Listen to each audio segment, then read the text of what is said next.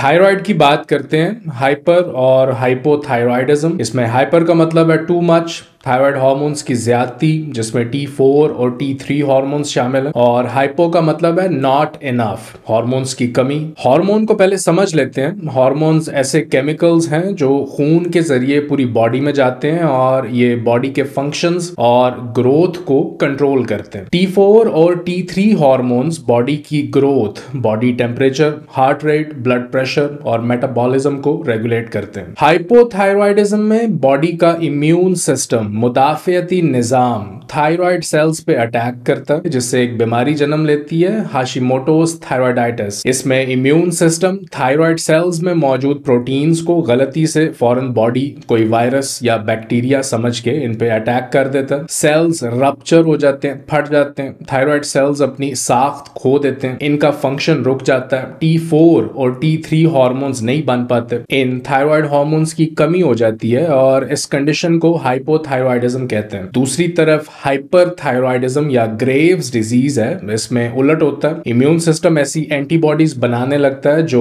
Thyroid sales के function को तेज कर देती हैं। थायराइड सेल्स की रिसेप्टर साइट्स पे जहां TSH हार्मोन को अटैच होना था, वहां जाके एंटीबॉडीज अटैच हो जाती हैं और इसकी वजह से ज्यादा T4 और T3 हार्मोन्स बनने लगते हैं। T4 और T3 हार्मोन्स बॉडी के मेटाबॉलिज्म को कंट्रोल करते हैं। यहाँ मेटाबॉलिज्म को समझ लेते हैं। मेटाबॉलिज्म एक ऐसा अमल है जिसमें बॉडी खाए जाने वाली खुराक में मौजूद विटामिन्स, मिनरल्स, फैट्स और प्रोटीन्स को ऑक्सीजन से मिला के एनर्जी बनाती है। बॉडी नॉर्मल फंक्शन कर पाती है। Weight gain, weight loss, muscles growth, गुर्दों का नॉर्मल फंक्शन, इसके अलावा ब्रीदिंग, सांस लेने का अमल, ब्रेन फंक्शन, हार्ट रेट, ये सब मेटाबॉलिज्म कंट्रोल करता है। हाइपोथायराइडिज्म में T4 और T3 की कमी की वजह से मेटाबॉलिज्म स्लो हो जाता है। मेटाबॉलिज्म स्लो होने से वजन बढ़ जाता है, स्किन ड्राई हो जाती है, खाने में मौजूद प्रोटीन सही से जज्ब नहीं हो पाती, जिसकी वजह से बाल पतले हो जाते हैं। बालों की जड़ें खुश्क हो जाने से बाल झड़ने लगते हैं। एंजाइटी बढ़ती है,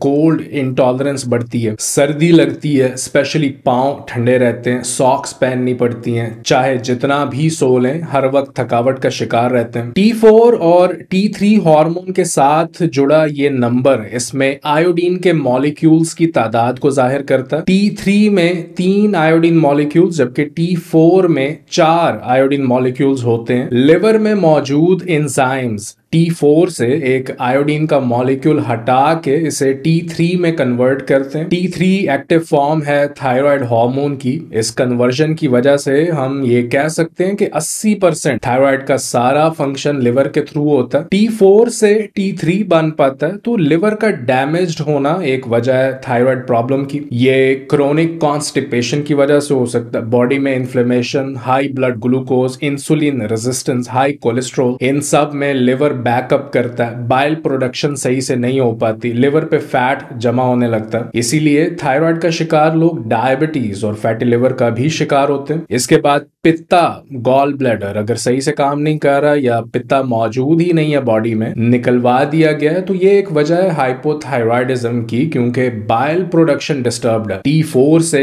T3 बन ही नहीं पा रहा, TSH लेवल्स डाउन है। इसके बाद आ जाती है बॉडी में आयोडीन की कमी। मेटाबॉलिज्म सही ना होने से बॉडी में आयोडीन सही से जज्ब नहीं हो पाती या बॉडी आयोडीन एलर्जिक है, क्योंकि T4 से T3 में कन्वर्जन के लिए आयोडीन की जरूरत होती है। बॉडी में अगर आयोडीन की कमी है तो इसमें आप जितना भी T4 या थायरॉक्सिन लेंगे ये एक हद तक काम करेगा। इवेंचुअली आपका लिवर, गॉल ब्लैडर और बाइल प्रोडक्शन का नॉर्मल होना जरूरी है to get most out of it. इसके बाद हाई एस्ट्रोजन लेवल्स, स्पेशली बच्चा पैदा होने के बाद बढ़ा हुआ एस्ट्रोजन TSH रिसेप्टर साइट्स को ब्लॉक कर देता है। एस्ट्रोजन बाइल प्रोडक्शन को ब्लॉक कर देता है। T4 और T3 की कन्वर्जन को हिंडर करता है। फ्री TSH बढ़ जाता है और ये वजह बनता है हाइपोथायराइडिज्म की। तो कोई प्राइमरी वजह नहीं है, बहुत सी सेकेंडरी वजूहात हैं। इस पे आने वाली वीडियोस में मजीद बात करेंगे। चैनल पे आने का शुक्रिया। अपना ख्याल रखिए। अल्लाह हाफिज।